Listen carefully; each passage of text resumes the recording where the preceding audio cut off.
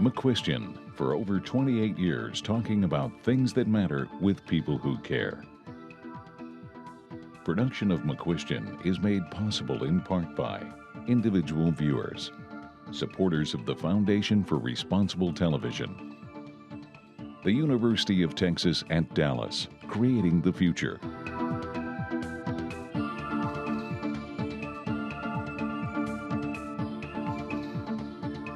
Welcome to the program. I'm Dennis McCuistion, and I'm happy to say I'm here with my co-host, Jim Falk. And Jim, unlike many of our programs, I almost feel like you're an expert in this topic of the Arab Spring as opposed to just being a co-host. So why don't you bring that viewer into focus? Well, thank you. I certainly did have a long time in Tunisia. I lived there, as you know, as a high school student, continued to study the country. And the Arab Spring was sparked by the self-immolation of a young Tunisian fruit seller.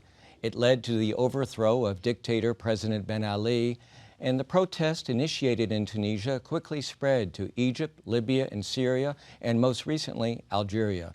In October 2019, Tunisia elected a new leader, and what by all accounts was a fair and democratic election. Yet, observers consider the country's outlook uncertain and still fragile. Joining Dennis and me are three experts on Tunisia and the Middle East. Joining us now from Tunisia via Skype is Oussama Romdhani. He's the editor-in-chief of the Arab Weekly, an English newspaper dealing with the Middle East and North African issues. In addition to Mr. Romdhani, you will hear excerpts from recent interviews that I had with Tunisia's ambassador to the United States, Faycal Gouia, and also Professor William Lawrence. He's a professor of international affairs and politics at George Washington University. Oussama, I'd like to begin with you because you're there in Tunisia and really lived the experience. Oussama, over the years, there have been other protests. I'm curious why the protest on December 16th of 2010, when Bouazizi self-immolated, why did that lead to the overthrow of the dictator Ben Ali? You're right in the sense that there have been other protests, especially starting a couple of years before that. There have been even other self-immolations weeks before, but nothing that has triggered what the Bouazizi self-immolation did trigger. The self-immolation of Bouazizi, in a way, was the breaking point. It was the spark. The system was not working, and it was the problem of a big political generation gap between a young population that has been hoping that through education it could go places, but it could see and it could feel the frustration of getting a good education but staying unemployed. And what added to the frustration of the young was the impression that there were people profiting, and there was a feeling of corruption around the president. And at the same time, the President Ben Ali, who died a couple months ago, in fact, was unable to steer the ship in a moment of turbulence. He erected himself as the only decision maker in the country, hyper-centralizing the government, and at the moment of the storm, he basically went to Dubai with his wife, which made things worse.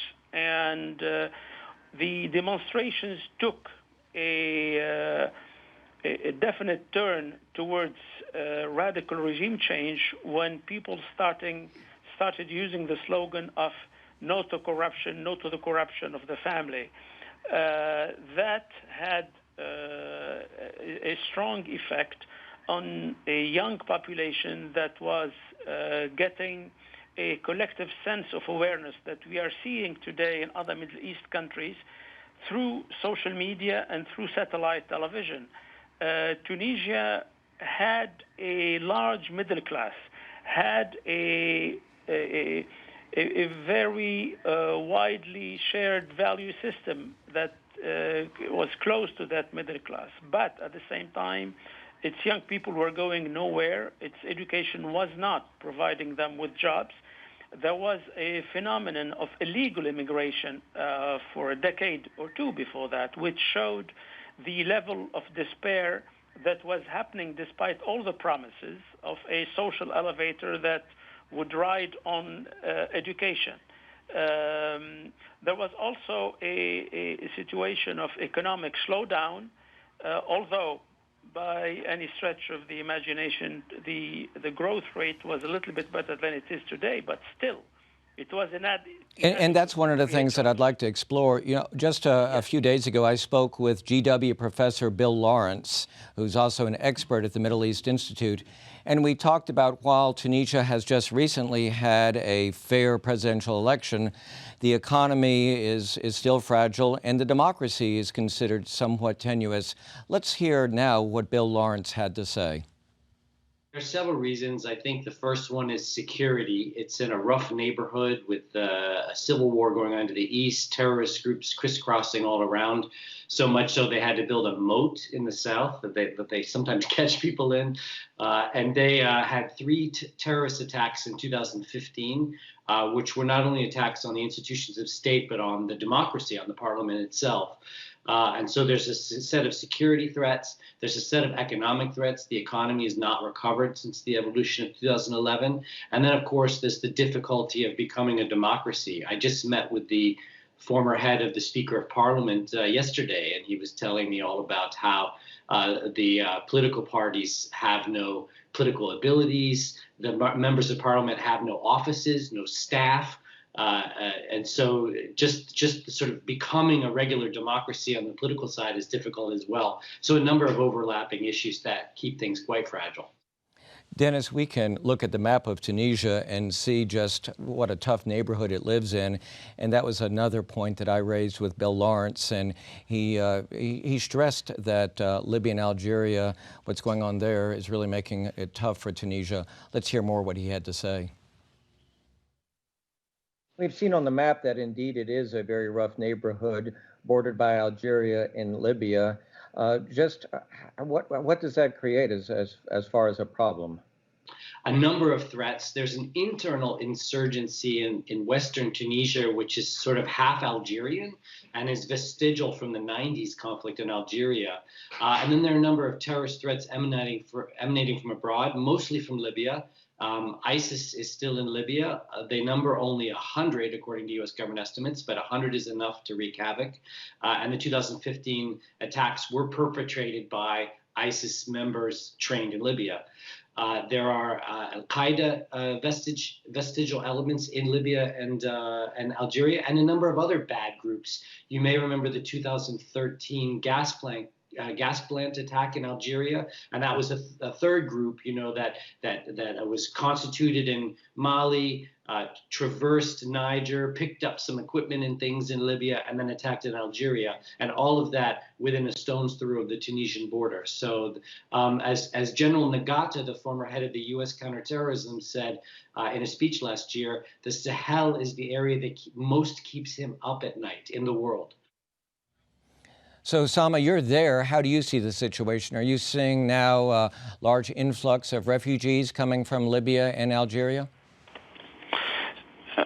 On refugees from Libya and elsewhere, it's not the Libyans who are coming are a mixed bunch. There are some of them who are well-to-do and they're able to rent in the upper-class suburbs, and others who are less well-to-do and do even farming.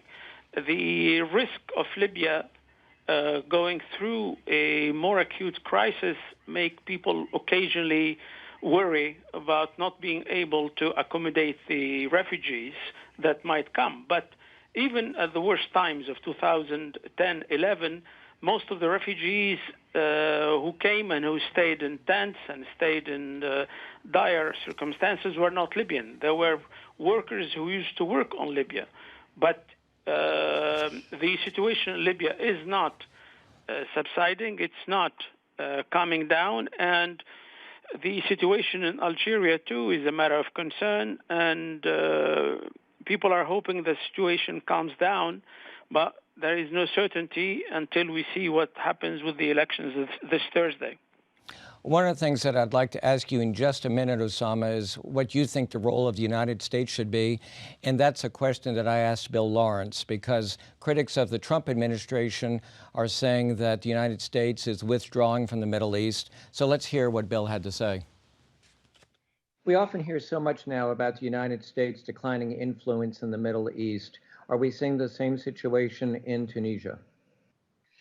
Yes and no. Certainly, the U.S. has taken a step back in the Middle East, and the Russians have had a serious upgrade in their involvement in Syria, in Lebanon, with Iran, with Saudi Arabia, with Egypt, and with Libya. As I said, I met with the Speaker of Parliament yesterday. He said the Russians have approached us many times, and we turned them down every time. And then we turn to the Americans and say, can you fill this gap in terms of our needs? And the Americans have been generally non-responsive. Although every year, both the Obama and Trump White Houses tried to cut Tunisian assistance, and Congress would restore it at 100%. So a lot of the positive U.S. assistance is coming out of Congress, which seems to have a longer memory on these things as well. But the Russian influence is being offered. It's also up in Algeria. But in Tunisia, so far, they haven't had too much of an influence. You remember well, Dennis, in 2011, there was this euphoria that people felt that there was going to be this wave of democracy and stability, and yet, as we well know, that's not been the case. I remember it fondly. Fondly, yes. right. And Bill Lawrence and I talked about that as well. The Arab Spring, one assumes, began in Tunisia. Yeah. Can we say, looking back, that Tunisia has been a success? Tunisia has been a success, even though the economy hasn't fully recovered. The security situation is getting under control. The democratic, we've had our second round of parliamentary and presidential elections, which were a success. And so it's leaning on the side of success, if you might want to call it a 51% success. I would also add that the historians often make the comparison between 1848 Europe and the Arab Spring.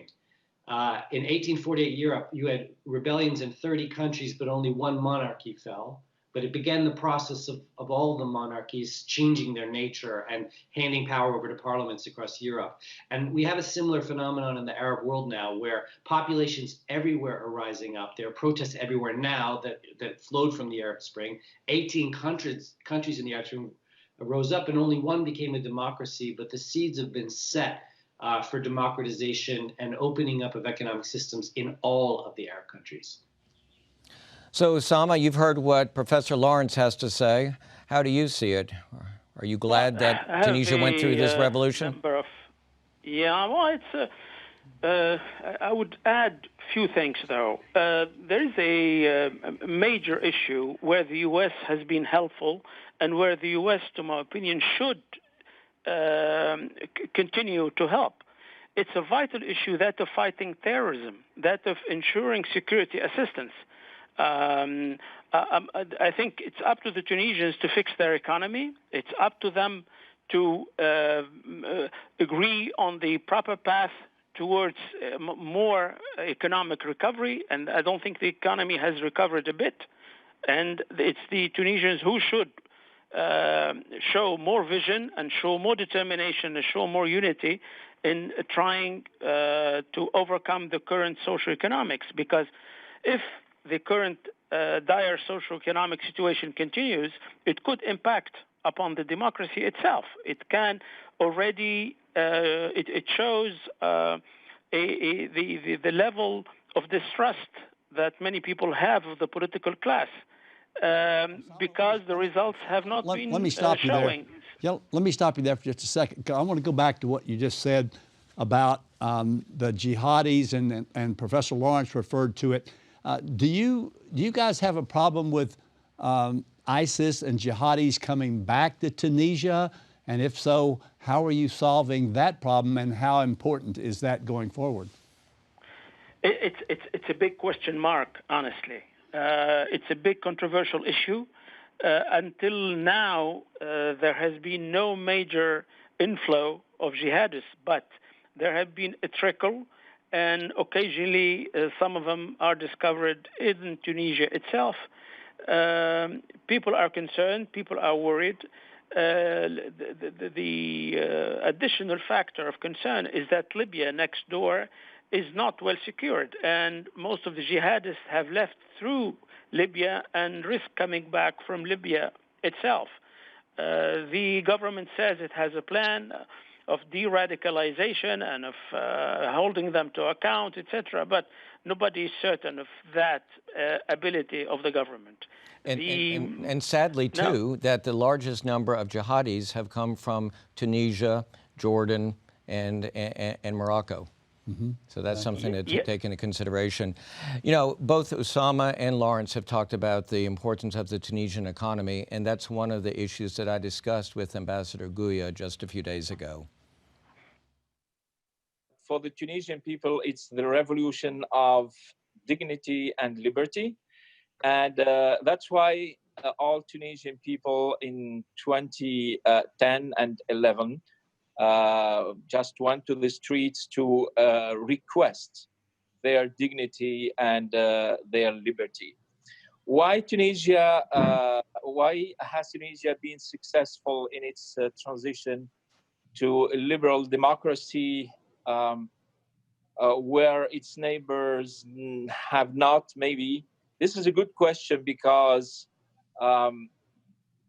there are few reasons for that. I will give some of them, just 2 or 3. First, Tunisia has a very well-educated population, and that contributes a lot to the success of its revolution. Second, women in Tunisia is emancipated and educated. So that means that 50% of the Tunisian population is aware of the challenges and aware of the opportunities that should be presented to the Tunisian population. Third, we have a very well-established political elite in the country, and right after the revolution, this political elite took over and led the country to what is now very well known as, the successful democratic transition in Tunisia. Fourth, Tunisia has the proximity to Europe and to the world because of its location. So that's why its impact on regionally and maybe internationally was very important since its revolution. So there are so many factors that contributed to that, Jim. And as the ambassador said, it is precisely Tunisia's level of education and the fact that women have been emancipated since truly right after independence in 1957 that makes what happens with the economy so difficult. And the ambassador went on and talked about that. Tunisia has a high rate of unemployment. What is it? It's almost 15% of its population, and mainly among youth. Many unemployed people are, having university degrees, so that makes the responsibility even heavier for the government. We should provide these young men and women with job opportunities. And for me, Jim, this is a huge opportunity for Tunisia. And one thing, too, that we saw in the recent presidential election is that Tunisia had over 200, let me say that again, 200 political parties, including the Islamic Party, the Ennahda Party, and they're involved in the government. In fact, the head, the co-founder of the Ennahda Party, Rashad Ghannouchi, is just now the Speaker of the House, and the ambassador gave me his insights on that. We have a hybrid system. The chief of state is elected, universally in universally elections, and he won almost 73% of votes. That's different from the parliamentarian elections that gave Ennahda a winner and Ennahda have to make coalitions with other parties to form a new government. You know, Ambassador, when people in the United States, and I'm making a generalization, but when they hear the word Islamic Party, they get nervous. They think conservative, Sharia. That is not the case in Tunisia, is it? It's not the case at all in Tunisia, and especially with another party. Another party is a civilian party. They believe in civil law. They believe in democracy, and that's why they call themselves like a democratic Muslim party.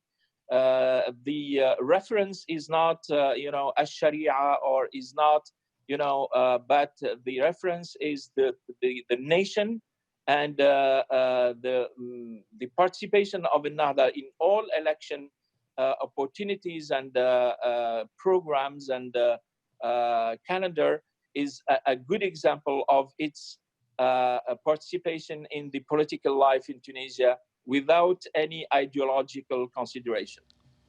Yeah, Oussama, one of the things, particularly because of what you do, but one of the things that we believe is important to some sort of a liberal democracy is the, let's just say, freedom of the press, or how the press is treated or allowed to report on what's going on. What's the situation there now? What happened in 2010 still has a bearing on the current situation today. The uprising of 2010-11 was also an uprising for freedom and for freedom of expression. And if there is something that all Tunisians agree upon, is that they appreciate the freedom that they enjoy. And there is no way of backpedaling on that. Whatever the reservations, whatever the complaints about the current chaotic situation among political parties, still people appreciate their freedom and they treasure it. And that does not mean they have no qualms about the way the press is working and the way the press is not focusing on what many people see as priorities. Once they have their freedom, they'll pick their own agenda, and they do. Remain, obviously, issues of professionalism that needs to be boosted, and issue of media financing also. That is a problem, an issue. Most of the print media are in trouble. I mean, there is no great pool of advertising left for the print media. It all goes to the mostly the internet, but professionalism also lacks in many ways. But whatever the criticism, again, media are free and they express themselves on all issues, and they are there at every crisis and every turn of the corner. Well, Oussama, that's certainly a contrast to what we see in Egypt, isn't it? Egypt truly has taken a step back. There is no comparison. Egyptian reporters, including some of those who work with us, seem constrained, and they act as constrained.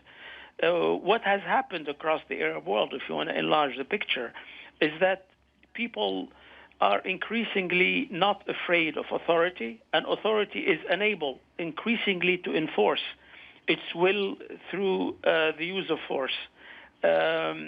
Social media is very difficult, if not impossible, to constrain. I mean, the Iranians are the last who have tried to do that, but I think they have failed abysmally. So all across the Middle East and North Africa, there is a huge wind of freedom of expression that is blowing, regardless of whether the media themselves at this stage in some of the Arab countries are free or not. People are not willing to sit idle and sit silent anymore. This is a major development in the region that will accelerate change, especially in countries where the current rulers do not seem that willing to introduce change, thinking that they can postpone it forever. we have seen a government in this country which thought at one time that it can postpone change forever, but and abstain from reform. But when you do not allow reform, you basically introduce revolution. And that's what's going to happen to countries that do not introduce the necessary reform in the Arab world. Oussama, we have just about another 45 seconds and not a lot of time, but I have a sense of what's going to happen in Algeria, but in Libya, I don't. Is there going to be any opportunity for Libya to become stable in the next year? Next year, that's the short term for Libya. And I honestly do not see it getting stable because of the recent developments do not really augur for that kind of development. There are more and more outside interferences, the latest being the Turkish interference, which is pushing Libya towards even more polarization and more violence. I'm really worried about Libya. And well, as are we, and we'll keep our eyes on Tunisia. I want to thank you for being with us, especially from Tunisia. Thank you, Jim. Democracy is not a light switch that can be turned on or off. While Tunisia's road to becoming a stable democracy is hopeful, headwinds such as the faltering economy and security threats over which it has little control will determine the country's future. What role the United States should play is open for discussion, but what is certain is that what happens in this part of the world will continue to impact our economy, our national security. Follow us on Twitter, check McCuistionTV.com for other important topics, and thanks for tuning in as we talk about things that matter with people who care. For more information, call 214-750-5157 or email NikkiN@NikkiMcCuistion.com. Visit our website at www.McCuistionTV.com. You can also follow us on Twitter at www.twitter.com/McCuistionTV or download McCuistion TV video podcast on iTunes.